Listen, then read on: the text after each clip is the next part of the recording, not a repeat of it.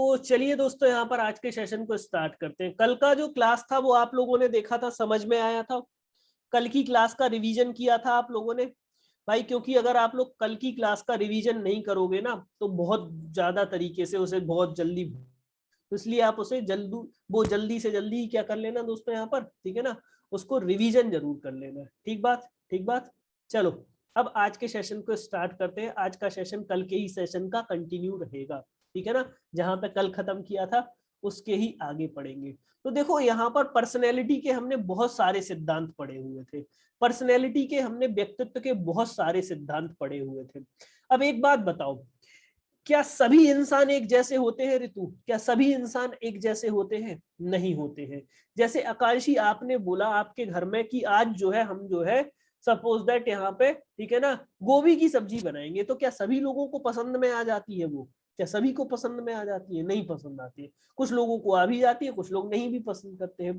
तो ऐसे ही हर चीज में, तो ऐसे ही दोस्तों यहाँ पर आप लोगों के व्यक्तित्व के 5 क्षेत्र देखे गए जहां पर इंसान क्या होते हैं, अलग अलग होते हैं। इसी को बिग 5 पर्सनैलिटी थ्योरी या दोस्तों इसी को ओशियन थ्योरी बोलते हैं। अब पहली बात देख ये होती है कि सर क्या इससे क्वेश्चन यूपी टेट में आते हैं? तो मैं आपसे बोलूंगा इससे आज तक तो यहाँ पर यूपी टेट में क्वेश्चन नहीं पूछे जाते हैं, नहीं पूछे जाते। बट सर क्या इससे आने के चांसेस है? मैं बोलूंगा सर इससे आने के चांसेस जो है यहाँ पे 60% है। क्यों? क्योंकि इससे क्वेश्चन पहले नहीं आता था, बट आजकल जो एग्जाम हो रहे हैं ना उन सब में आता है इससे रिलेटेड क्वेश्चन। इसमें क्वेश्चन आपके बहुत आते हैं, तो इसलिए इसको हमें पढ़ना बहुत जरूरी है। इस थ्योरी को हम लोग किस नाम से जानते हैं प्रांशु? बिग 5 पर्सनैलिटी थ्योरी या ओशियन थ्योरी के नाम से जानते हैं। समझ में आया? इसे किसने दिया था? दिग्मान ने दिया था 1990 के बीच में, ठीक है। तो यहाँ पर इन्होंने बताया था कि इंसान जो होते हैं कई प्रकार के होते हैं, जिसमें से एक क्षेत्र हो जाता है खुलेपन का या ओपननेस का। ओपननेस का मतलब क्या हो गया? जैसे प्रांशु आप जो है डेली जो है क्या करते हो, सीडीपी एक किताब से पढ़ते हो, लेकिन आपसे मैं कहूं कि इससे नई चीज को ट्राई करके देखो।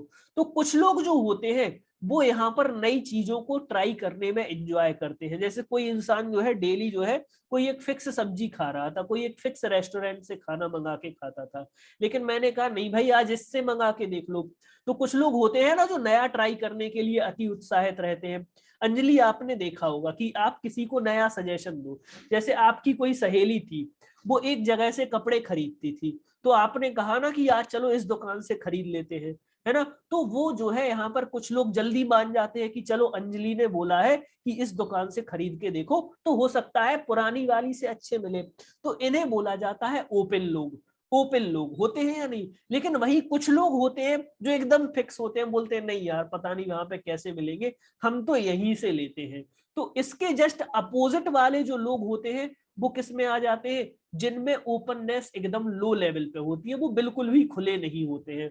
जैसे कि आप लड़कों में होता है ये बहुत ज्यादा, लड़के जो होते हैं वो इतना चीजों पे ध्यान नहीं देते हैं, लेकिन वो अपने बालों के लिए बहुत सीरियस होते हैं। जैसे प्रांशु मैं बाल कटा रहा हूँ पिछले 8 साल से, एक ही सैलून पे कटा रहा हूँ मैं, पिछले 8 साल से एक ही सैलून पे बाल कटा रहा हूँ। और कोई मुझसे बोलता है भैया इसके यहाँ चलो, मैं बोल देता हूँ भाई सब कर लूंगा, बालों पे एक्सपेरिमेंट नहीं चाहिए। तो यहाँ पे क्या बोल सकते हो? सर ओपननेस के लेवल पे कैसे है? लो है। सर ओपननेस के लेवल पे क्या है? लो है। मतलब सर जो है कैसे है? कम खुले हुए हैं। सही बात है या नहीं? सही बात। लेकिन वहीं पर जब बात खाने की आती है तो मैं खाने का ऐसा कोई फिक्स नहीं है कि कहाँ पे खाना है। मतलब शहर के जितने रेस्टोरेंट है सारे खाने हुए हैं, सारे छाने हुए, सब पे खा लिया हुआ है। तो यहाँ पर मैं नई चीजों को ट्राई करने में, खाने में नहीं घबराता है। लेकिन वहीं पर कोई बाल कटाने का बोल दे, मैं बोलता हूँ भाई हाथ जोड़ रहा हूँ, मैं इसमें नहीं कर सकता हूँ कॉम्प्रोमाइज। ये क्या कहलाता है? ये कहलाया हाई लेवल ऑफ ओपननेस, और ये क्या कहलाया? Low level of openness. समझ में आया? जो लोग अच्छे हाई लेवल पे होते हैं वो नई चीजों को ट्राई करने में एक्साइटेड रहते हैं, और जो लोग खुले नहीं होते हैं वो एकदम नई चीजों को ट्राई करने में घबराते हैं।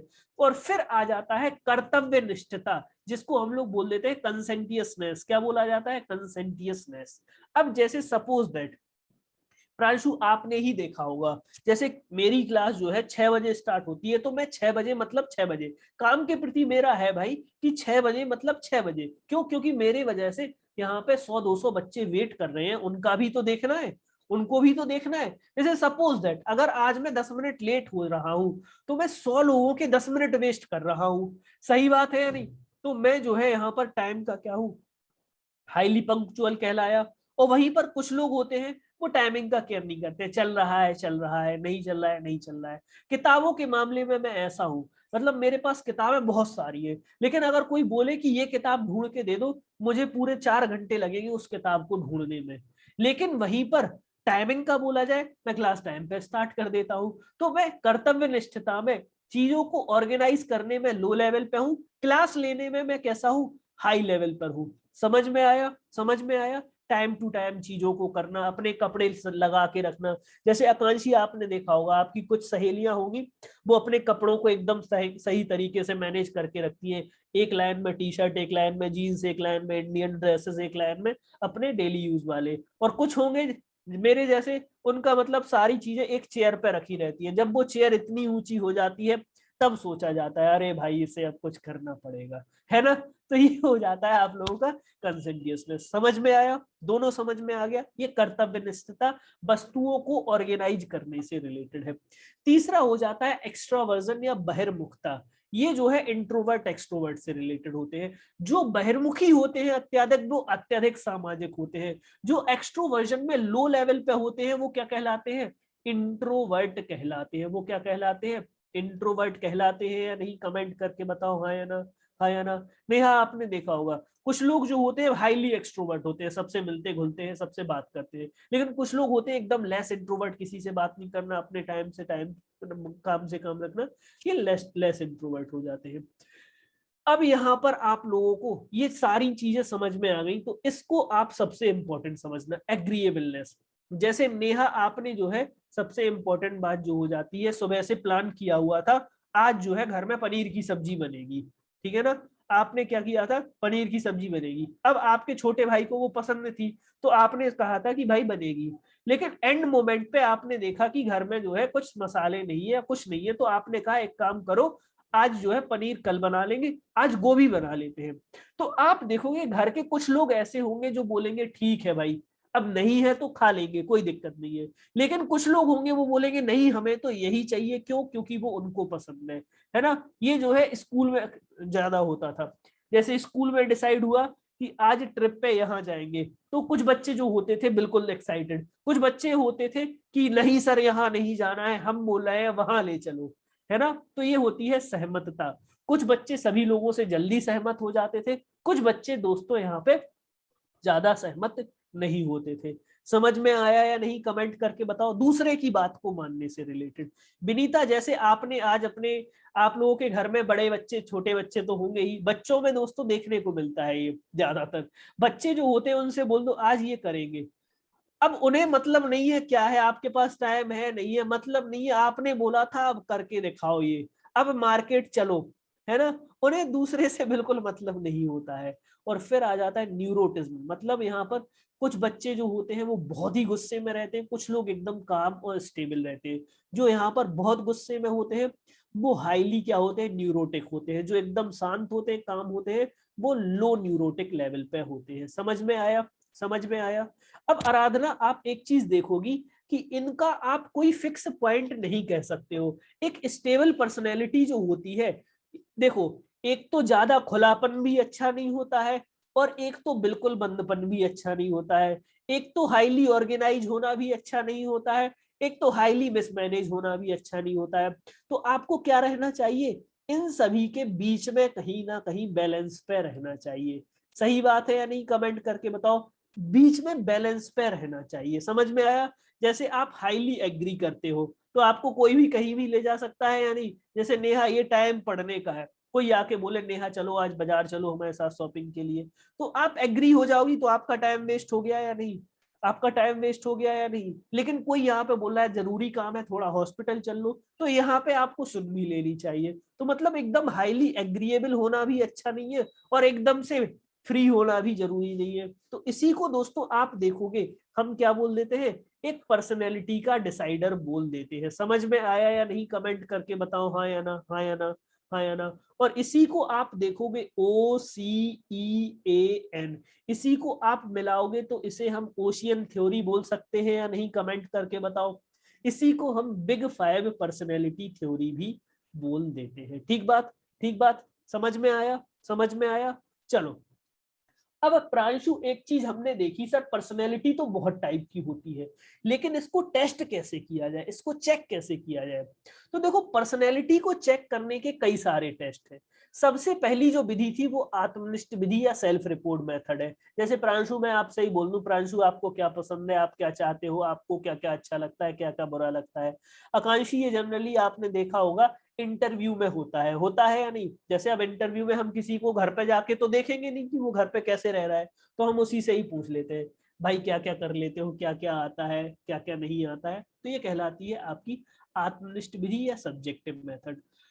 और इसी को दोस्तों यहाँ पर प्रयोग किया था किसने, विलियम बुंट ने और जॉन लॉक महोदय ने। फिर आ जाती है प्रश्नावली विधि, जैसे कि इसमें सुकरात और वुडवर्थ महोदय यूज होते हैं।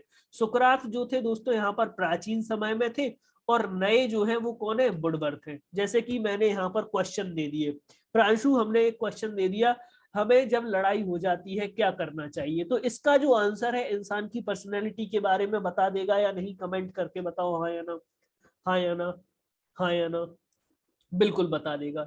जीवन इतिहास विधि, पास्ट में देखो उस इंसान ने क्या क्या किया हुआ है, पास्ट में जाके देखो उस इंसान ने क्या क्या किया हुआ है। जैसे ऋतु आपने देखा होगा, किसी लड़के लड़की की शादी होती है तो उसके आस पड़ोस में पूछ लेते हैं भैया इनका लड़का कैसा है, ठीक है ना, गुटखा शराब तो नहीं करता है, जुआ वगैरह तो नहीं खेलता है। तो ये केस स्टडी मेथड कहलाता है ना। फिर आ जाता है इंटरव्यू मेथड। इंटरव्यू मेथड क्या हो जाता है, फॉर्मल इनफॉर्मल। एक हो जाता है फॉर्मल इंटरव्यू जैसे जो ऑफिस वगैरह में होता है, इनफॉर्मल नॉर्मली बातचीत चल रही है। फिर हो जाता है आपका MMPI, मिनीसोटा मल्टीफेसिक पर्सनैलिटी इन्वेंटरी। देखो MMPI जो है आप लोगों का पर्सनैलिटी से रिलेटेड एक इंपॉर्टेंट टेस्ट था, जिसके बारे में हम आगे पढ़ेंगे। और इसी का ही दोस्तों भारतीय रूपांतरण क्या किया गया था, JMPI में। ठीक है ना, भारतीय भाषा में रूपांतरण किसने किया था, मलिक एवं जोशी ने। इसे हम लोग क्या बोल देते हैं, JMPI बोल देते हैं। एक हो जाता है नियोपाई मेथड, जो कि आपने जो अभी 5 मिनट पहले जो थ्योरी पढ़ी हुई है ना, बिग 5 पर्सनैलिटी थ्योरी, इस पे ही बेस्ड है। और फिर एक और आ जाता है EPQ, जिसको दोस्तों आइजनेक पर्सनैलिटी क्वेश्चन आयर बोल देते हैं, जो हंस आइजनेक के मेथड पे बेस्ड था। ये किसने दिया था, हंस और आप लोगों के साइबिल ने दिया था। और ये तो हम लोगों ने कल पढ़ा ही था, 16 PF 16 पर्सनैलिटी फैक्टर। और इसी के आधार पर आपका क्या बनाया गया है, mayor Briggs personality type indicator बनाया गया है, जो कि आपका किसने दिया हुआ है, RB कैटल ने दिया हुआ है। अब इनको दोस्तों आपको क्या करना है, आप बोलोगे सर इतना लिख दिया है, इतना इंग्लिश लिखी हुई है, हम तो कभी पढ़ ही ना पाए, है ना। आपके दिमाग में एक क्वेश्चन आ रहा होगा, सर इतनी इंग्लिश हम कैसे याद करेंगे। देखो अब यहाँ पर आप लोगों को इनको 2-3 बार रिवीजन करना है। अब इनमें से आप देखोगे व्यक्तित्व परीक्षण की जो आत्मनिष्ठ विधियां होती हैं, जिसमें आप क्या करते हो, स्वयं के द्वारा क्या करते हो, अपनी पर्सनैलिटी को बताते हो। समझ में आया, समझ में आया या नहीं, कमेंट करके बताओ हाँ या ना। अब यहाँ पर जो व्यक्तित्व का परीक्षण होता है वो डायरेक्ट होता है। क्यों भैया, क्योंकि आप अपने ही हिसाब से आंसर दे रहे हो। आंसर जो होते हैं वो खुद दे रहे होते हो, तो जिसका परीक्षण हो रहा होता है वही इसके आंसर करता है। ये इसीलिए लेस रिलायबल भी है। आराधना आपने देखा होगा इंटरव्यू में लोग झूठ बोल जाते हैं या नहीं, कमेंट करके बताओ हाँ या ना, हाँ या ना। तो ये जो होता है ये लेस रिलायबल भी है, मतलब इन पे भरोसा कम ही होता है। क्यों, क्योंकि इंसान क्या होता है, हो सकता है झूठ बोल दे, हो सकता है उसके मन के रियल विचार सामने ना आए। तो आत्मनिष्ठ विधियां वो होती है जो स्वयं के द्वारा की जाती है। और यहाँ पर ठीक है ना, जो परीक्षक होता है वो परीक्षणकर्ता से डायरेक्ट प्रश्न पूछ के, डायरेक्ट मिलजुल करके क्या करता है, उसकी पर्सनैलिटी को चेक करता है। ठीक बात, ठीक बात। और इनमें से आपको याद कितनी करनी है, देखो एक तो इसका नाम याद करना है, एक तो आपको इसका नाम याद करना है, और ये विधि याद करनी है। बस ये 3 याद करनी है, बाकी को केवल पढ़ लेना है, बाकी को याद नहीं करना है, ना रटना है ना दिमाग लगाना है। अगर परेशान हो रहे हो ना कि सर इतना कैसे पढ़ेंगे, केवल 2 बार पढ़ लेना, ज्यादा मत सोचना कि सर इतना क्यों पढ़ रहे हो, बस अगर 2 बार पढ़ लोगे ना आपके दिमाग में रहेगा बस। और ये जो 3 पे जिन पे टिक लगाया है ना, इनको घोट लेना है, क्योंकि क्वेश्चन बनेगा ना तो सीधा बनता है 16PF का पूरा नाम क्या है। 16PF किसने दिया है, आरबी कैटल ने दिया है, ठीक है ना। MMPI का फुल फॉर्म क्या है, MBPIT का फुल फॉर्म क्या है, इसको MBPIT भी बोल देते हैं, इसको क्या बोल देते हैं, मैं इसका लिख देता हूं शॉर्ट फॉर्म, MBPIT बोल देते हैं या MBIT भी बोल देते हैं। एक बार MP टेट के पेपर में सीधा सीधा क्वेश्चन आ गया था कि MBIT का फुल फॉर्म बताओ, बच्चे ब्रिग्स और ब्रिग्स में कंफ्यूज हो गए थे, ब्रिक्स की जगह ब्रिक्स लिख दिया था इन्होंने, जबकि यहाँ पे ध्यान रखना ब्रिग्स है, ब्रिग्स एक नाम था, ठीक है ना, जो किसका नाम था, ब्रिग्स महोदय का नाम था, ठीक है ना। तो ये क्वेश्चन ऐसे बहुत घटिया से बनते हैं, लेकिन हमें पढ़ना बहुत जरूरी है ना। तो इसका फुल फॉर्म पूछ लेते हैं वो कभी कभी, 16PF का फुल फॉर्म हर बार आता है यूपी टेट में, तो ये जो है हमें पढ़ लेना है, ठीक है। तो अब अक्षता, इसके अलावा कुछ विधियां और होती है, उनके बारे में बड़े पहले MMPI को MMPI को समझ लेते हैं। देखो MMPI का फुल फॉर्म हो जाता है मिनीसोटा मल्टीफेसिक पर्सनैलिटी इन्वेंट्री। ये जो है आपके व्यक्तित्व परीक्षण की एक कैसी है, ठीक है ना, इन्वेंट्री है। इन्वेंट्री को हम क्या बोल देते हैं, टेस्ट का समूह बोल देते हैं, टेस्ट का समूह बोल देते हैं। अब आप ये घबराना मत सर इतना इंग्लिश में क्यों लिखा हुआ है, क्योंकि ये इंग्लिश का ही ज्यादा अच्छे से समझ में आएगा, हिंदी में मुझे भी इतना ट्रांसलेशन करने में दिक्कत हो रही थी, क्योंकि मिनीसोटा को हिंदी में मिनीसोटा ही लिखते, मल्टीफेसिक को बहु पर्सनैलिटी भी लिख सकते थे, तो इसको इंग्लिश में आप समझने की कोशिश करना आसान है, ठीक है ना। ये जो है इंसान के शील गुणों के आधार पर क्या करती है, इंसान के व्यक्तित्व का मापन करती है, और जो मनोचिकित्सक होते हैं ना, जो साइकोलॉजिकल डिसऑर्डर होते हैं, उनको दूर करने के लिए ये उपयोगी होती है। ओरिजिनली MMPI जो होती थी वो किसने बनाई थी, स्टार्क आर हैथवे ने और JC मिंकले ने बनाई थी यूनिवर्सिटी ऑफ मिनीसोटा में, और ये पहली बार पब्लिश की गई थी कब, ये पहली बार 1943 में पब्लिश की गई थी। इसमें 10 जो थी वो क्या थी, नैदानिक मापनी, ये पॉइंट घोट लो, इंपॉर्टेंट है। और 3 और 4 जो थी वो क्या थी दोस्तों, वैधता मापनी। 10 नैदानिक मापनियां थी और 3 और 4 क्या थी, वैधता मापनी। नैदानिक मापनी क्या होती है, जिनसे हम बच्चे का दोस्तों उपचार करते हैं, जिनसे हम बच्चे का क्या करते हैं, उपचार करते हैं। वैधता किस लिए, वो उपचार सही दिशा में जा रहा है या नहीं, उसके लिए वैधता मापनी हो जाती है। इसमें आप लोगों के 567 क्या थे, स्टेटमेंट थे, कथन थे, उनके द्वारा हम बच्चे को चेक करते थे उसे किस प्रकार का फोबिया है, उसे किस प्रकार की वस्तुओं से डर लगता है, वो कैसा व्यक्तित्व का है। जैसे आपने देखा होगा किसी बच्चे को अंधेरे से डर लगता है तो वो जो है अधिकतर अंधेरे की बातें करने से भी कतराता है। किसी इंसान को पानी से डर लगता है तो वो पानी के स्पोर्ट्स में भी कम रुचि दिखाता है यानी। किसी बच्चे को कुत्ते से डर लगता है तो वो कुत्ता अगर कहीं पर दिख जाए ना उससे दूर भागता है ना। तो ये इस तरह के जो मनोविकार होते हैं ना उनको दूर करने में उपयोगी होता है। ठीक बात है, ठीक बात। अब इसके बाद आ जाते हैं वस्तुनिष्ठ परीक्षण। देखो वस्तुनिष्ठ परीक्षण वो परीक्षण होते हैं जिनका पर्सनल बिहेवियर पे कोई भी स्वभाव नहीं पड़ता है। जैसे अक्षता आपने कभी MCQ को सॉल्व किया है, MCQ को हम हिंदी में ऑब्जेक्टिव क्वेश्चन, इंग्लिश में ऑब्जेक्टिव क्वेश्चन, हिंदी में वस्तुनिष्ठ परीक्षण बोल देते हैं। इसको चाहे मैं सॉल्व करूं, चाहे आप सॉल्व करो, चाहे प्रांशु आप सॉल्व करो, इसका आंसर चेंज होगा, MCQ का आंसर चेंज होगा नहीं होगा, आंसर सेम रहेगा। तो इसीलिए इसे वस्तुनिष्ठ बोला जाता है। इसी को दोस्तों आप देखोगे सबसे पहली बार प्रयोग किसके द्वारा किया गया था, जेवी वॉटसन के द्वारा एक्सट्रोस्पेक्शन मेथड में, समाजमिति विधि में जो मोरेनो के द्वारा दी गई थी, और परफॉर्मेंस टेस्ट। जैसे प्रांशु आपके सामने कोई लड़का बोल रहा है सर मैं बहुत बहादुर हूं, मैं बहुत कुछ जानता हूं, तो आप क्या करोगे, उसे वो काम दे दोगे। अगर वो परफॉर्म करके दिखा पाएगा तो वो है, और अगर नहीं दिखा पाया तो वो फेल हो जाएगा या नहीं, कमेंट करके बताओ हाँ या ना, हाँ या ना। तो जो परफॉर्मेंस टेस्ट है वो इंसान के दोस्तों यहाँ पर पर्सनैलिटी को बताता है या नहीं। समाज विधि जिसमें लोगों से पूछना है, जैसे किसी बच्चे के बारे में जानना है, उसके आस पड़ोस के 25 लोगों से पूछ लो, एक झूठ बोल देगा, 2 लोग बोल देंगे, सब थोड़ी बोलेंगे, तो ये समाज विधि कहलाती है ना। फिजिकल टेस्ट, जैसे आर्मी वगैरह में जो टेस्ट होते हैं ना, दौड़ना हुआ, पुशअप्स लगाना, ये फिजिकल टेस्ट हो जाते हैं। सिचुएशन टेस्ट, आप किस परिस्थिति में कैसे रिएक्ट करोगे, ये आपके ऑब्जेक्टिव टेस्ट होते हैं। सबसे इंपॉर्टेंट सर, व्यक्तित्व मापन के प्रक्षेपी परीक्षण, प्रोजेक्टिव टेस्ट। जैसे आकांक्षी, आपको किसी की पर्सनैलिटी के बारे में पता करना है, तो कई बार हम उसकी पर्सनैलिटी को इनडायरेक्टली भी पता कर सकते हैं या नहीं, कमेंट करके बताओ हाँ या ना, हाँ या ना। जैसे आकांक्षी बचपन में ये होता था, जैसे मेरा ये पेन चोरी हो गया, मेरा ये पेन चोरी हो गया, अब मुझे पता करना है कि ये पेन किसने लिया है, तो मैं डायरेक्ट नहीं कहूंगा कि तुमने चोरी किया है, मैं ये बोलूंगा क्या आपने ये मेरा पेन देखा हुआ है, क्या मेरा पेन आपने देखा हुआ है। तो इससे हमें पता लग जाता था या नहीं कि भाई वो उसके पास है या नहीं, कमेंट करके बताओ। तो ऐसे ही प्रक्षेपी परीक्षण होते थे।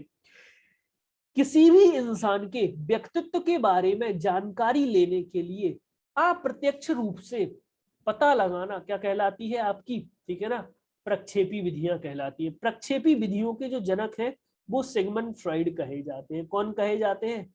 सिगमंड फ्रॉइड कहे जाते हैं। इसके लिए जो सबसे पहली विधि जो दी थी वो कौन सी विधि थी आप लोगों की? Ink blot test, IBT test. इसके प्रवर्तक कौन थे? हरमन रोशार्ट थे। इन्होंने 1911 से लेकर 1921 में इस विधि को दिया था। ये स्विट्जरलैंड के मनोचिकित्सक थे। इन्होंने अपने परीक्षण में कितने कार्ड यूज किए थे? इन्होंने अपने टेस्ट में यहाँ पर टोटल नंबर ऑफ कार्ड जो थे वो 10 कार्ड यूज किए थे। कितने कार्ड यूज किए थे भाई? 10 कार्ड यूज किए हुए थे। कितने कार्ड यूज किए थे? 10 कार्ड यूज किए हुए थे। समझ में आया? समझ में आया?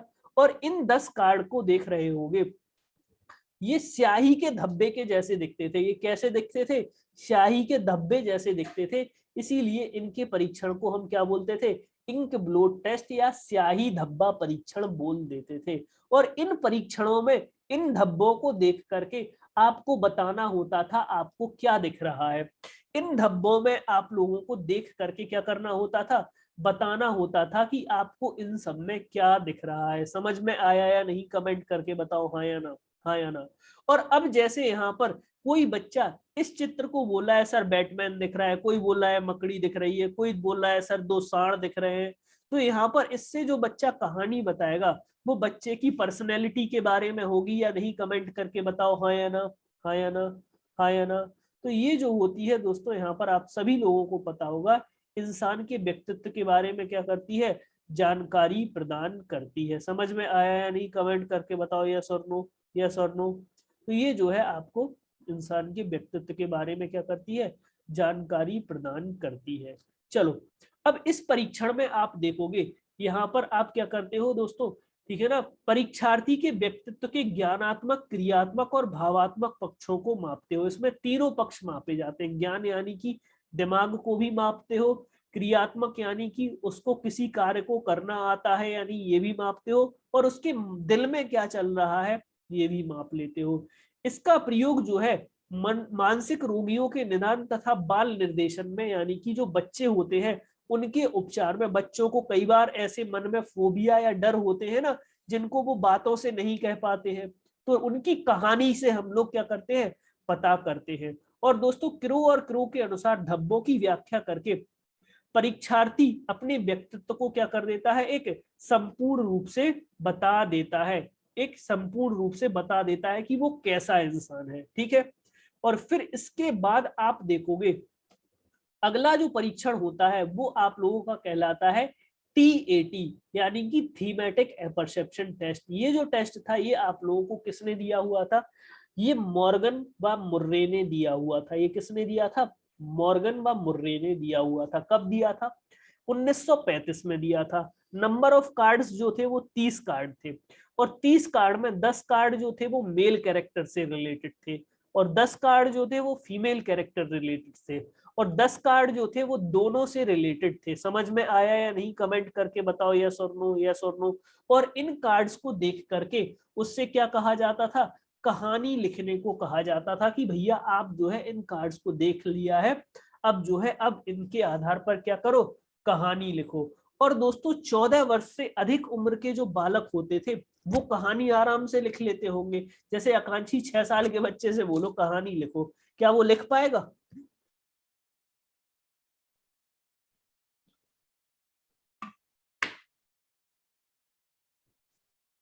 तो वो नहीं लिख पाएगा। तो ये जो टेस्ट जो था ये बड़े बच्चों के लिए काफी उपयोगी था, समझ में आया या नहीं। तो ये जो टेस्ट था ये 14 वर्ष से अधिक के बालकों के लिए क्या था, काफी उपयोगी था, ठीक है ना।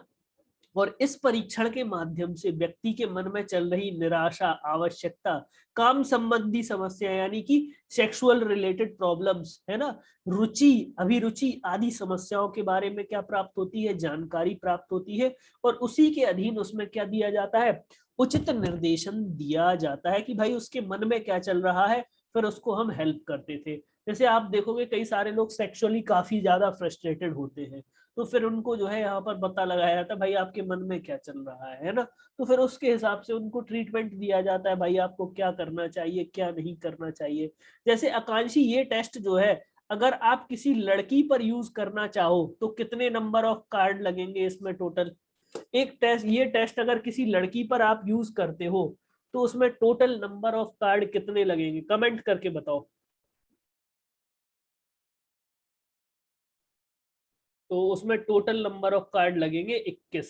कितने कार्ड लगेंगे, 21। अंजलि ने गलत, प्रांशु ने गलत बताया। देखो कैसे, 10 लड़की वाले, 10 दोनों वाले और एक सादा वाला, तो टोटल नंबर ऑफ कार्ड कितने यूज होंगे अंजलि, 21 यूज होंगे। तो अंजलि ये कार्ड समझ में आ गए। और 10 कार्ड जो थे वो मेल कैरेक्टर से रिलेटेड, 10 कार्ड जो थे वो फीमेल कैरेक्टर से। जैसे फीमेल कैरेक्टर में आप देखोगे एक जो है लड़का बना हुआ है, ठीक है ना, एक लड़का जो है यहाँ पर नेकेड बॉडी में खड़ा हुआ है। मेल कैरेक्टर के लिए एक लड़की जो है, ठीक है ना, नेकेड बॉडी में सोफे पे बैठी हुई है। तो उसको देख करके आपके मन में क्या विचार आ रहे हैं, ये आपकी सारी सिचुएशन को, ये आपके पूरे पर्सनैलिटी को बता देता है या नहीं, कमेंट करके बताओ हाँ या ना। तो इसमें जो प्रॉब्लम्स थी ना वो मोस्टली जो थी वो सेक्सुअली रिलेटेड ही थी। तो इसमें जो आप देखोगे जो पिक्चर्स वगैरह थी वो मेल और फीमेल की बॉन्डिंग, यहाँ पर बॉन्डिंग से रिलेटेड थी, जिसमें मतलब एक लड़की जो है दरवाजे पे खड़ी हुई है, ठीक है ना, पीछे से जो है कोई लड़का चिल्ला रहा है, ऐसे पिक्चर्स थे। तो उसको देख के आपके मन में क्या विचार आते हैं उनको बताता था। तो समझ में आया या नहीं। थीमेटिक, थीमेटिक क्यों बोलते हैं, क्योंकि इसमें आप फोटो देख करके एक पूरी कहानी क्रिएट करते हो, अपने मन में एक पृष्ठभूमि क्रिएट करते होगे। जैसे यहाँ पर ये लड़का जो है इस लड़की को किस कर रहा है ना, तो आप अपने मन में एक कहानी क्रिएट करोगे कि ये क्यों किस कर रहा है। समझ रहे हो ना, ये लड़की ने आंखें बंद की हुई है तो ये लड़का के प्रति क्या कर रही है, डिवोशन शो कर रही है। तो इस तरह की जो आपकी कहानी होती थी ना, उससे आपके मन में छुपी हुई बातें पता लग जाती थी या नहीं, कमेंट करके बताओ हाँ या ना, हाँ या ना, है ना। तो आप जिस तरह की कहानी लिखोगे, आप जिस तरह की बातें बोलोगे, तो वो जो बातें हैं वो आपके अंतर मन की बातें होंगी या नहीं, वो इनडायरेक्टली आप अपने विचार लिख रहे हो। सही बात है या नहीं, कि अगर इस सिचुएशन में आप होते तो क्या करते, समझ में आया या नहीं, कमेंट करके बताओ यस और नो, यस और नो, है ना। तो ये जो है आप सभी लोगों को पता होगा, ठीक है ना।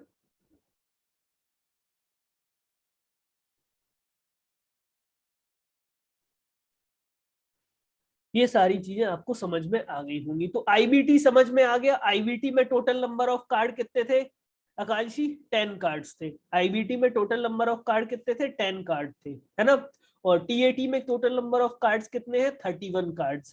समझ में आया, समझ में आया, समझ में आया। इनके कलर भी याद रख लेना आप लोग, अगर हो सके तो कलर पूछ लेते हैं कभी कभी कि कितने कलर के कार्ड थे। तो यहाँ पर आपको मैं आईबीटी के कार्ड में बताऊं, देखो यहाँ पर आप देखोगे तो 5 जो थे वो टोटल ब्लैक कार्ड थे, 2 जो थे ब्लैक और रेड थे, 3 कार्ड जो थे वो अदर कलर के कार्ड थे। देखो ये जैसे ये जो 3 कार्ड है ये अदर कलर के कार्ड है, ये जो 3 कार्ड है ये कैसे हैं, अदर कलर के। ये जो कार्ड देख रहे हो 1 2 3 4 5, ये जो कार्ड है ये आपके कैसे है, ब्लैक कलर के कार्ड है। समझ रहे हो ना, है ना। और ये जो 2 कार्ड देख रहे हो आप लोग, ये कैसे है, आप लोगों के रेड एंड ब्लैक कलर के कार्ड है। ये देख रहे होंगे ये 5 कार्ड जो है आपको दिख रहे होंगे, ये जो है आपके अदर अदर अदर कलर के। ये जो होगा ये ब्लैक ब्लैक ब्लैक और ब्लैक और ब्लैक कार्ड हो गया। ये जो है ब्लैक और रेड हो गया, ये भी जो है ब्लैक और रेड हो गए। समझ में आया। तो कुछ इस तरह से कार्ड्स होते थे, समझ में आया या नहीं। जैसे ये कार्ड जो है वो आप लोगों को फीमेल रिप्रोडक्टिव सिस्टम के जैसा दिख रहा होगा, तो इसको देख के आपके मन में क्या विचार आते हैं, ये आपकी सेक्सुअलिटी को डिनोट करता है। समझ रहे हो ना। तो यहाँ पे आपको इस कार्ड में क्या दिख रहा है, ये बहुत कुछ बताता है कि आपके मन में क्या चल रहा है। समझे बात, समझे बात, समझे। चलो अगले पार्ट पर दौड़ा जाए, अगले पार्ट पर दौड़ा जाए। इसकी फोटो ले लेना आप लोग, स्क्रीनशॉट, है ना। मैंने कोशिश की है कि आपको ये सारी चीजें डिटेल में बता दूं, क्योंकि रटने में बहुत दिक्कत होती है, सबको बहुत ज्यादा दिक्कत होती है। बच्चों से कार्ड याद नहीं होते, नाम याद नहीं होते, है ना, लेकिन याद करना ही है, क्वेश्चन यहीं से बनता है ना।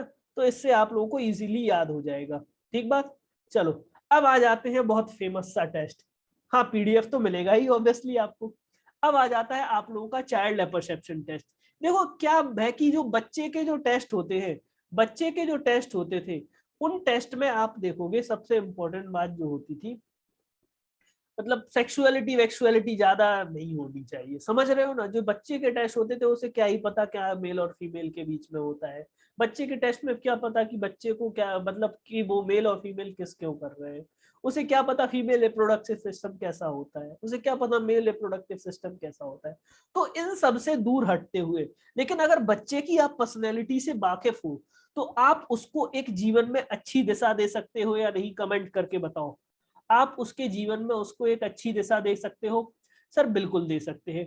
तो इसके लिए आप देखोगे सबसे इंपॉर्टेंट जो टेस्ट है वो टेस्ट बनाया गया, और इसको जो है हम लोग क्या बोल देते हैं आप लोगों का, चाइल्ड अपरसेप्शन टेस्ट या बाल प्रसंगात्मक अंतर्बोध परीक्षण बोल देते हैं। यह परीक्षण जो था वो आप लोगों को किसके द्वारा दिया गया था? लियोपोल्ड बेलोक महोदय के द्वारा दिया गया था। किसके द्वारा दिया गया था? लियोपोल्ड बेलोक महोदय के द्वारा दिया गया था। समझ में आया या नहीं, कमेंट करके बताओ यस और नो, यस और नो, है ना। तो ये जो है आप लोगों को लियोपोल्ड बेलोक महोदय के द्वारा दिया गया था। इसमें इन्होंने क्या कहा था कि आप लोगों को 10 चित्र दिखाए जाएंगे। 2 चित्र जो है वो किससे रिलेटेड होंगे? जानवरों से रिलेटेड होंगे। और अब इन जानवरों को देख के आपको क्या करना होता था? अपने विचार बोल के बताने होते थे।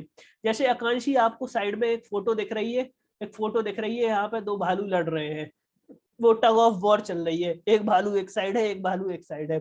तो बच्चों से कहा जाता था बच्चों इसमें आपको देख के बताना है क्या दिख रहा है। तो बच्चे जो है भालू को देख के बताते थे, सर यहाँ पे ये पापा भालू है, ये मम्मी भालू है, ये बेबी भालू जो है मम्मी को सपोर्ट कर रहा है। तो इस तरह की कहानी जो होती थी वो चलती थी। जो चित्र होते थे वो किससे रिलेटेड होते थे? जानवरों से रिलेटेड होते थे। समझ में आया? समझ में आया।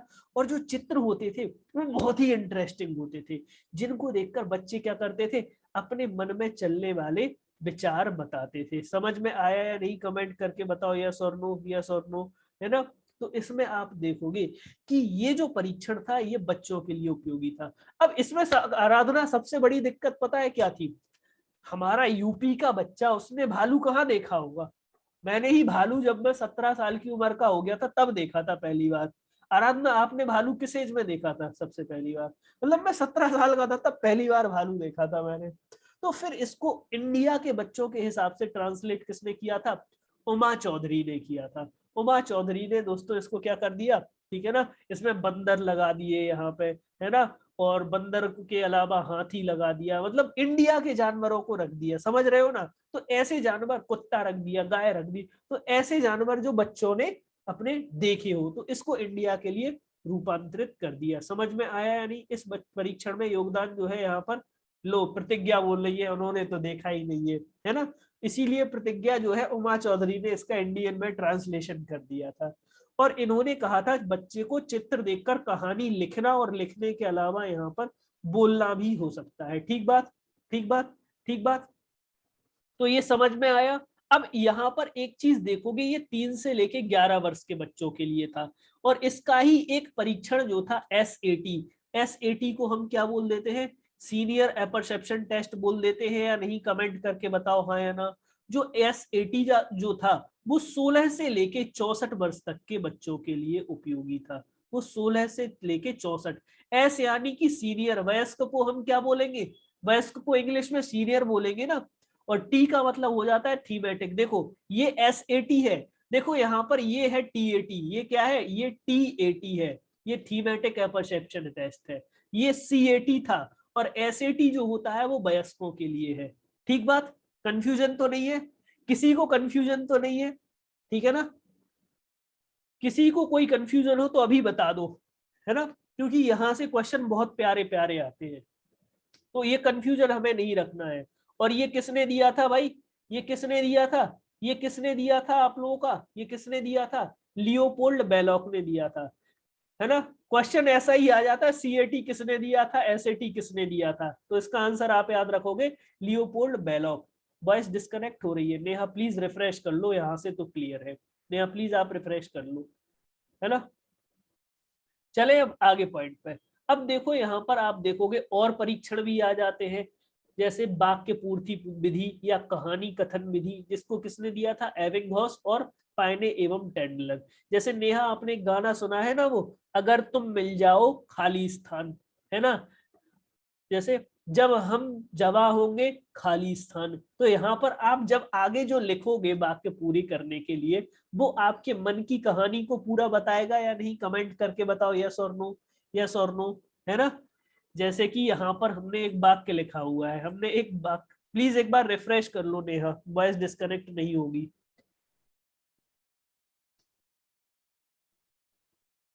हमें डेली खाली स्थान खाना चाहिए, इसको भरो भाई, कमेंट करके इसको भरो, क्या क्या आंसर कर सकते हो, हमें डेली क्या खाना चाहिए, आंसर करो भाई। प्रांशु आंसर करो, क्या करोगे आप लोग। लो भैया, आकांक्षी ने बोल दिया भोजन, किसी ने एप्पल बोल दिया, किसी ने खाना। तो मतलब आपके जो आंसर होंगे वो आपकी पर्सनैलिटी को बता रहे होंगे या नहीं, कमेंट करके बताओ। जैसे किसी ने कहा सर हमें अलग अलग खाना चाहिए, तो वो सोच रहा होगा कि डेली सेम खाएंगे तो बोर हो जाएंगे। किसी ने एप्पल बोला है तो यहाँ पर वो हेल्थ कॉन्शियस होगा। ऋतु ने फ्रूट बोला है तो ऋतु आप हेल्थ कॉन्शियस होगी, है ना। तो यहाँ पर जो आपका आंसर है वो आपकी पर्सनैलिटी को बता रहा है या नहीं, कमेंट करके बताओ। ये तो हो गया छोटा सा एग्जाम्पल, इसमें कई सारे तरह के हो सकते हैं, हो सकते हैं या नहीं। तो ये जो थी ये आपकी किसने दी थी, पाइने एवं टेंडलर मेथड ने दी थी। खेल या नाटक विधि, आपने देखा होगा किसी गेम में अगर हम बच्चे से बोले कि आपको भगत सिंह का क्या करना है, रोल प्ले करना है, और बच्चा अगर भगत सिंह को सच्चे मन से फॉलो करता है, तो उसके नाटक में वो देखने को मिलता है या नहीं, कमेंट करके बताओ हाँ या ना। तो वो उसके नाटक में देखने को मिलता है, बिल्कुल मिलता है। तो ये हो जाता है आप लोगों का प्ले मेथड या ड्रामा मेथड, ठीक बात। चलो गुंजन अगले क्वेश्चन पे आते हैं। अगला क्वेश्चन जो होता है वो कहलाता है फ्री वर्ड एसोसिएशन टेस्ट, स्वतंत्र, ठीक है ना। एससीटी तीनों ने दिया, एससीटी ये जो है, हाँ ये पाइने, इसमें एबिंगहॉस ने स्टार्ट किया था। पाइने व टेंडलर, इन दोनों का नाम इंपॉर्टेंट याद रखना, ये इंपॉर्टेंट याद रखना, ठीक है ना। ये पाइने एवं टेंडलर का पूरा सेपरेट याद रखना आपको, है ना, क्योंकि अगर पेपर में आएंगे ये दोनों नाम ही आएंगे, अगर एक भी है तो एक लगा दोगे। चलो अब आ जाता है दोस्तों यहाँ पर प्रक्षेपी विधि, फ्री वर्ड एसोसिएशन टेस्ट। जैसे मैंने यहाँ पे बोल दिया, ठीक है ना, किसान, किसान को सुन के आपके मन में क्या विचार आ रहे हैं, तो आप किसी शब्द को सुन करके उसके बारे में आने वाले विचार को बताओ। ये आपका फ्रांसिस गॉल्टन ने दिया था। स्वप्न विश्लेषण विधि सिगमंड फ्राइड ने दी थी। ये वेरी वेरी इंपॉर्टेंट है, रीट में भी आई हुई थी। तो चलो आंसर करो, गुंजन आंसर करो। गुंजन क्या मुझे पेज पलटने हैं पिछले वाले, किसी को अगर पिछले का लिखना हो तो बताओ, मैं पेज पलट दूं, फिर आंसर करते हैं। और लोग भी करो, आकांक्षी ने कर दिया है, और लोग भी आंसर करो। प्रांशु ने भी कर दिया, और लोग भी करो, मनीष ने कर दिया, क्या बात है, मतलब गजब। बिल्कुल, यहाँ पर देखो सभी लोगों का आंसर क्या है, 10। 10 जो थी वो कैसी थी, नैदानिक मापनी थी। और गुंजन यहाँ पर वैलिडिटी वाली स्केल कितनी थी, 3 या 4 जो थी वो वैलिडिटी वाली स्केल थी। बहुत अच्छा आंसर। चलो अगले क्वेश्चन पर आओ।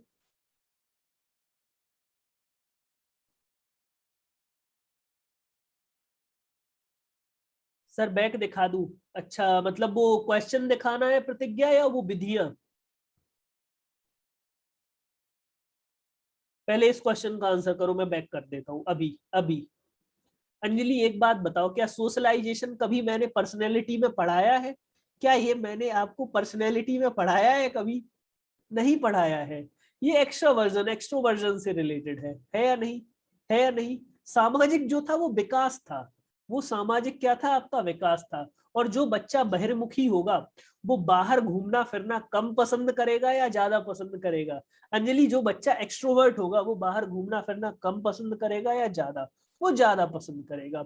और प्रांशु गुस्सा किसको आएगा इसमें से ज्यादा? इन चारों ऑप्शन में से अधिक गुस्से वाला कौन होगा? न्यूरोटिक वाला। ठीक, चलो लो प्रगति देख लो, आपको कुछ देखना था पीछे। आज का सेशन काफी अच्छा रहा, बहुत सारी इंफॉर्मेशन सीखने को मिली होगी। नहीं मिली है या नहीं भाई? समझ में आता जाता है ना? ऐसा तो नहीं लगता है ना कि सर एकदम हमें कुछ नहीं आ रहा है? क्वेश्चन बनेंगे आपसे पेपर में, ये चीज ध्यान रखना। सर जितने फैक्ट पढ़ाते हैं ना वो यूपी टेट के लिए बहुत इंपॉर्टेंट है, मैं कुछ भी नहीं छोड़ता। इतनी पर्सनैलिटी की थ्योरी जो है आराधना, आप कहीं भी देख लेना, आप कहीं भी देख लेना, मतलब यूट्यूब पे कहीं भी पढ़ लो। मैं तो फुल बोलता हूँ, इतनी पर्सनैलिटी की थ्योरी यूपी टेट के लिए किसी ने नहीं पढ़ाई होगी, ना इतने पर्सनैलिटी के मेथड किसी ने पढ़ाए होंगे, ये मैं पक्का बोलता हूँ। लेकिन बस पेपर आउट में से क्वेश्चन एक भी बाहर ना जाए, ये जरूरी है ना? तो ये जो है सबसे इंपॉर्टेंट है। इसमें आपको कितनी नहीं आप मतलब देख लेना भाई, यूट्यूब पे भी कई सारी वीडियोस पड़ी होंगी, किसी को भी देख लेना, इतनी विधियां कहीं भी मिल जाए एक साथ, और यूपी टेट के लिए खास तौर से, है ना? तो ये जरूरी होती है। चलो अगले क्वेश्चन पे आओ। चलो भाई देखो, इसके ऑप्शन समझ लो, ये ऑप्शन आपसे नहीं हो पाएंगे। देखो, व्यक्तित्व मापन किस आधार पर माना जाता है? आइडियोग्राफिक मतलब पहले से कोई एक आइडियल मूर्ति थी उसको देख करके। सोशियल रेडिकल यानी कि समाज के आधार पर। सरफेस यानी कि शकल देख के। निमोथेटिक का मतलब हो जाता है पहले से ही सेट नियमों के आधार पर, पहले से ही सेट नियमों के आधार पर। अब आंसर करो। तो बिल्कुल आपकी पर्सनैलिटी जो होती है वो पहले से ही फिक्स रूल होते हैं, उनके आधार पर मापते हैं, उसके आधार पर मापते हैं। लेकिन प्रांशु आप किसी की शकल देख के अगर बता रहे हो ये इंसान अच्छा नहीं है, ये इंसान दोगला इंसान है, ये इंसान लालची इंसान है, ये किस में आएगा? ये सरफेस रेडिकल में आ जाएगा। ये किस में आ जाएगा? सरफेस रेडिकल में आ जाएगा। लेकिन आप किसी के बारे में जानकारी किसी दूसरे से ले रहे हो, जैसे आप शिवम सर के बारे में जानकारी मनीष सर से लेते हो और मनीष सर बता देते शिवम सर अच्छे इंसान है, तो ये सोशियो रेडिकल हो जाएगा। ये कैसा हो गया? सोशियो रेडिकल हो गया। समझ में आया? समझ में आया?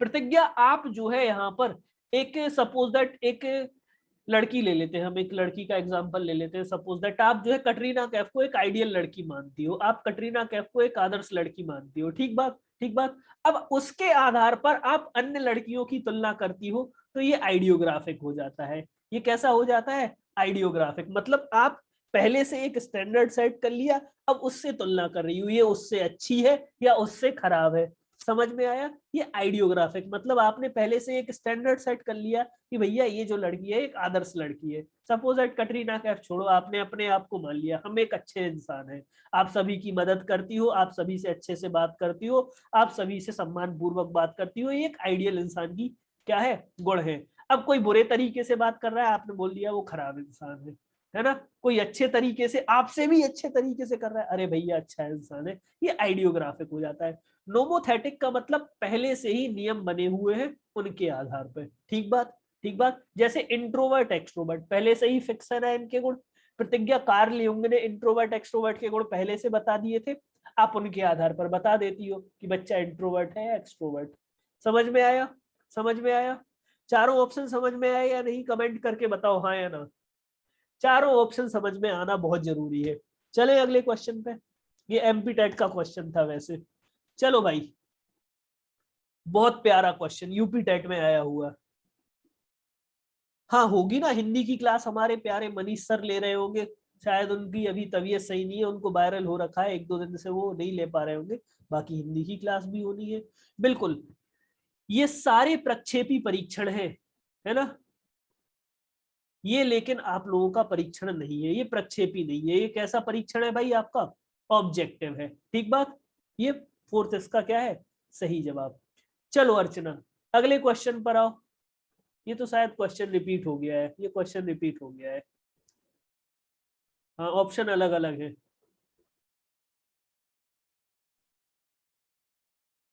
बिल्कुल इसका आंसर क्या है? जो बच्चा बाहर होने से जुड़ा हुआ है, एक्सट्रोवर्जन। समझ में आया? बिल्कुल एक इसका क्या है? सही जवाब। चलो अगले क्वेश्चन पे आओ। ये क्वेश्चन यूपी टेट में आया था, सोचो प्रतिमा, ये क्वेश्चन सीधा यूपी टेट में आया था।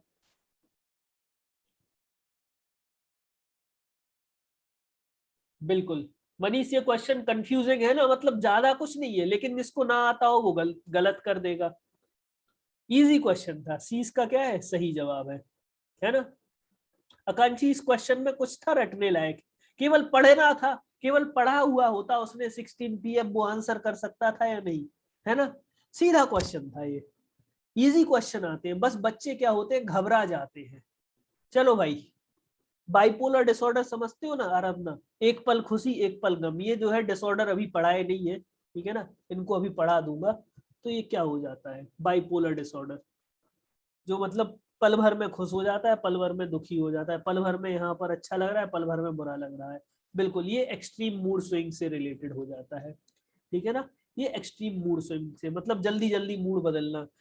अति सक्रिय होना, जिसको हम लोग बोल देते हैं ना ऊदमी होना, है ना, बच्चा ये तोड़ रहा है, वो फोड़ रहा है, ये वो कर रहा है ना। और उदास होना डिप्रेशन से रिलेटेड है। हैविंग एक्सटिंक्ट या रोमांचक व्यवहार होना, ये अकेला हैप्पी होने से रिलेटेड है। सी इसका क्या है, सही आंसर। चलो अगले क्वेश्चन पर आओ, अगले क्वेश्चन पे आओ। समान लिंग की मित्रता किस स्टेज में प्रबल होती है, लड़के लड़कों के साथ, लड़कियां लड़कियों के साथ रहना किस स्टेज में पसंद करती है ना। 12 से लेके 17 वर्ष में, 3 से लेके 6 वर्ष में, या 6 से लेके 12 वर्ष में, है ना। नहीं, इसका तो उल्टा लिख दिया, ये जो है उल्टा लिख दिया, है ना। यहाँ पर लेट एडोलसेंस का जो हो जाता है वो 18 से लेके 21 वर्ष, और इसका ये हो जाएगा 6 से लेके 12 वर्ष। अब आंसर करो आराधना। आराधना, किस उम्र में लड़के लड़कों के साथ, लड़कियां लड़कियों के साथ खेलते हैं। बिल्कुल, गुंजन ने, मनीष ने आंसर किया है सर, 4 इसका सही जवाब होगा, है ना। और लड़के अपोजिट जेंडर के लिए अट्रैक्शन सबसे ज्यादा किस एज में होता है, सर अर्ली एडोलसेंस में अपोजिट जेंडर के लिए अट्रैक्शन सबसे ज्यादा होता है, ठीक बात है। चलो अगले क्वेश्चन पर आ जाओ। पोस्ट ट्रॉमेटिक स्ट्रेस डिसऑर्डर क्या है, पोस्ट ट्रॉमेटिक स्ट्रेस डिसऑर्डर समझते हो ना। जैसे कि पोस्ट ट्रॉमेटिक यानी कि कोई घटना हो चुकी है, कोई ट्रॉमा हो चुका है, उसके बाद आप उससे परेशान हो। जैसे आराधना, किसी बच्चे की एक स्कूल में टीचर ने क्या कर दी है, पिटाई कर दी है, तो अब क्या वो बच्चा है उस टीचर की क्लास में सामान्य रूप से जाएगा, नहीं जाएगा। वो उस क्लास में जाने से घबराएगा या नहीं, मतलब पिटाई लगा दी है, अब वो घबरा रहा है। तो यहाँ पर आप सभी लोगों को पता है कि वो बच्चा जो होता है वो उस स्थान पर जाने के लिए, उस स्थान से क्या करता है, जाने से बचता है। अरे भाई क्यों आगे बढ़ रहे हो, ए इसका क्या है, सही जवाब है, ठीक है ना, ए इसका क्या है, सही जवाब। कि जैसे किसी बच्चे को कहीं पर कोई एक्सीडेंट हो गया हो, किसी ने कोई मार दिया हो, तो वो उस स्थान पर जाने से क्या करता है, बचता है या नहीं, कमेंट करके बताओ, हाँ या ना, हाँ या ना, हाँ या ना, हाँ या ना। इसके बारे में एक मूवी देखी थी मैंने, मतलब वो कोरियन मूवी थी। उस मूवी में एक मतलब बहुत अच्छी मूवी थी। उस मूवी में एक बहुत बड़ा मैसेज दिया गया था कि लाइक उसमें एक लड़की थी, वो लड़की जो थी वो डेली स्कूल जाती थी अपने बेस्ट फ्रेंड के साथ में, है ना। तो एक दिन उसका बेस्ट फ्रेंड नहीं आया, तो वो अकेली स्कूल जा रही थी, रास्ते में उसको किसी ने क्या कर लिया, किडनैप कर लिया और उसके साथ रेप किया था। तो वो लड़की के दिमाग पर इतना गहरा प्रेशर पड़ा था कि वो किसी भी मेल को देख के इतनी घबरा जाती थी, इतनी घबरा जाती थी कि उसको अटैक आने लगे थे। तो यहाँ पर ये जो इस तरह की जो गुण होते हैं वो पोस्ट ट्रॉमेटिक डिसऑर्डर में आ जाते हैं या नहीं, कमेंट करके बताओ हाँ या ना। कि वो फिर जो है मेल से बचने के लिए क्या करती थी, बहुत घबराती थी। तो फिर लाइक वो अपने फादर को भी देख के क्या करने लगी थी, काफी डरने लगी थी। तो उसके पापा ने क्या किया था, जो उसका फेवरेट कार्टून होता है ना, उसके कॉस्ट्यूम को पहन के उससे मिलने जाता था वो। तो ये जो क्रियाएं होती है ये पर्सनैलिटी में बहुत ज्यादा इंपॉर्टेंट होती है। तो ये पोस्ट ट्रॉमेटिक डिसऑर्डर समझ में आया। ये जो क्वेश्चन था आपका एमपी टेट में आया था, लेकिन मैंने इंक्लूड कर दिया है क्योंकि ऐसे क्वेश्चन आ जाते हैं घुमा फिरा के, ठीक है ना। समझ में आया ये क्वेश्चन, ये क्वेश्चन समझ में आया या नहीं, कमेंट करके बताओ यस और नो, यस और नो। ये क्वेश्चन समझ में आया या नहीं, पहले तो एक बात बताओ सभी बच्चे, है ना। चलो अगले क्वेश्चन पे आओ, आज के सेशन का लास्ट सेल्फ इंप्रूवमेंट किस दृष्टिकोण में आ जाता है? सेल्फ इंप्रूवमेंट जो होता है किस दृष्टिकोण में? जैसे आकांक्षी, आप आज जो हो वो ठीक है, लेकिन आप मेहनत करके आज से अच्छा बनना चाहती हो। जैसे सपोज दैट आज आप जो है कॉग्निटिव दिमाग से रिलेटेड हो जाएगा। कॉग्निटिव किससे रिलेटेड हो जाएगा? दिमाग से रिलेटेड। ये जो है आपके मानवतावादी से यानी कि मैस्लो से रिलेटेड है। कल मैस्लो का सिद्धांत पढ़ा था हम लोगों ने। इंसान जो है समाज में ऊपर उठने की कोशिश करता है या नहीं? अपनी आवश्यकताओं को पूरा करके स्वयं को सुधारता है या नहीं? तो सी इसका क्या है? सही जवाब है। कोई बात नहीं, इसका क्वेश्चन का आंसर समझो। देखो, ये हो जाता है संज्ञानात्मक दृष्टिकोण दिमाग से रिलेटेड। मनोविश्लेषणात्मक दृष्टिकोण जो है वो किससे रिलेटेड होता है? अचेतन मन से। मानवतावादी दृष्टिकोण आवश्यकताओं से रिलेटेड हो जाता है। आकांक्षी, इन्होंने कितनी आवश्यकताएं बताई थी? मैस्लो ने कितनी आवश्यकताएं बताई थी? कितने प्रकार की आवश्यकताएं बताई थी? इन्होंने 5 स्टेजेस बताई थी। सबसे पहली होती है दैहिक आवश्यकता, बताई थी या नहीं? फिर इसके बाद आ जाती थी दोस्तों आपके सुरक्षा की आवश्यकता। फिर इसके बाद कौन सी स्टेज आती थी? सुरक्षा के बाद आप देखोगे सबसे इंपॉर्टेंट संबंध की आवश्यकता। फिर इसके बाद आपकी कौन सी आवश्यकता आ जाती है? सम्मान की आवश्यकता। और फिर लास्ट जो होती है वो हो जाती है आत्म सिद्धि की आवश्यकता। समझ में आया? समझ में आया? अब एक बात बताओ आकांक्षी, एक औरत ने अपना पेट भरने के लिए अपने बच्चे को बेच दिया, वो किस लेवल पे होगी? 1 2 3 4 5 में से बताओ वो किस लेवल पे होगी? आराधना आप भी बताओ। एक माँ ने अपना पेट भरने के लिए, भूख इतनी तेज लगी थी कि उसने अपने बच्चे को बेच दिया, वो किस लेवल पे होगी? वो दैहिक आवश्यकताओं में। क्यों? क्योंकि उसने भूख के लिए अपने बच्चे को बेच दिया। समझ में आया? वो 1 पे होगी। वो किस पे होगी? 1 पे होगी। इसमें क्या क्या आ जाता है? भूख, प्यास, नींद, आराम आ जाता है। आकांक्षा, एक इंसान की नौकरी लग गई है, 20,000 तनख्वाह में से वो 3,000 रुपए अपने खाने के लिए निकाल लेता है, बाकी वो बचा लेता है। वो किस स्टेज में होगा? वो किस स्टेज में होगा? वो यहाँ पर सुरक्षा में होगा। भाई वो 17,000 रुपए बचाए हैं, कल के लिए बचाए हैं। कल अगर वो बीमार हो तो कम से कम उसके पास पैसे तो रहेंगे, वो इलाज करा लेगा। अब प्रांशु, आपने देखा हो कि किसी इंसान के पास घर हो, पैसा हो, सब कुछ हो, तो वो चाहता है ना कि उसके दोस्त बने, उसकी शादी हो। तो ये संबंध में आ जाता है। जब इंसान दोस्त बनाता है, शादी करता है, ये संबंध में आ जाता है। जब आराधना आप देखोगी किसी की शादी हो जाती है या दोस्त बन जाते हैं, तो वो ये चाहता है ना कि उसकी वाइफ उसकी रिस्पेक्ट करे, उसके बच्चे उसकी रिस्पेक्ट करें। तो वो अपने बच्चों को अच्छे से अच्छी शिक्षा देता है, वाइफ को अच्छे से अच्छा लाइफ स्टाइल देता है। तो ये सम्मान की आवश्यकता होती है या नहीं? और आत्म सिद्धि की आवश्यकता सेल्फ एक्चुअलाइजेशन की स्टेज कहलाती है, जहां पर आपके मन में जो आ रहा है वो कर रहे हो। जैसे आराधना, आपने कल पूरे मोहल्ले के बच्चों को टॉफी बांट दी, इससे क्या कोई जरूरत पूरी हो रही थी? नहीं, आपको खुशी मिली, आपने बांट दी। तो ये आत्मसिद्धि में आ जाता है। समझ में आया? दान पुण्य करना आत्मसिद्धि में आ जाता है। तो इसमें आप देख रहे हो इंसान अगली स्टेज पे जा रहा है, तो उसके जीवन में सुधार हो रहा है या नहीं? कमेंट करके बताओ। सुधार हो रहा है, यही कहलाता है मानवतावादी दृष्टिकोण। चलो भाई, अगले क्वेश्चन पे आओ।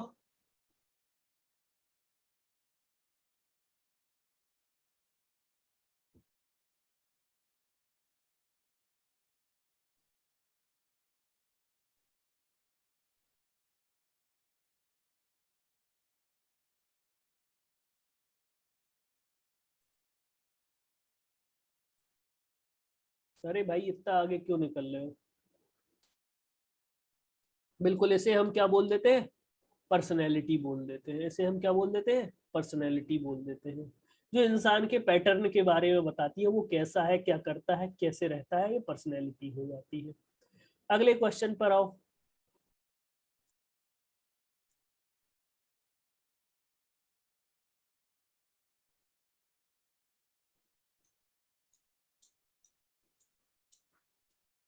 किसी इंसान का व्यक्तित्व जो होता है वो क्या कर देता है?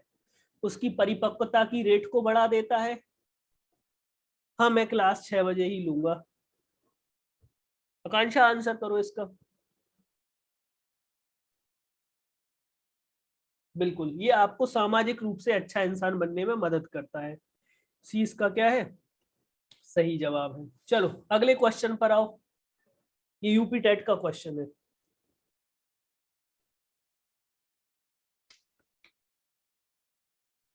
बिल्कुल भाई, इसका आंसर क्या है? डी इसका सही जवाब है। चलो अगले क्वेश्चन पर आओ। ये तो शायद कर लिया है, हाँ ये कर लिया है। इसका आंसर क्या है? ए इसका सही जवाब। चलो इस क्वेश्चन पर आओ।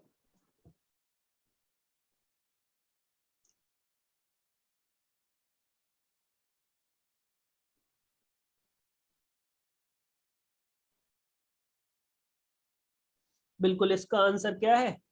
डी इसका सही जवाब है। और MBIT जो है वो आपका इसमें आ जाता है संरचित में। ठीक है, डी इसका क्या है? सही जवाब। तो गाइज इस PDF को आप एक बार और पढ़ना, बहुत सारी चीजें आपको सीखने को मिलेंगी। मैं कुछ क्वेश्चन और ऐड कर दूंगा आप लोगों को। तो मिलते हैं आप लोगों से अगली क्लास में। Thank you, take care.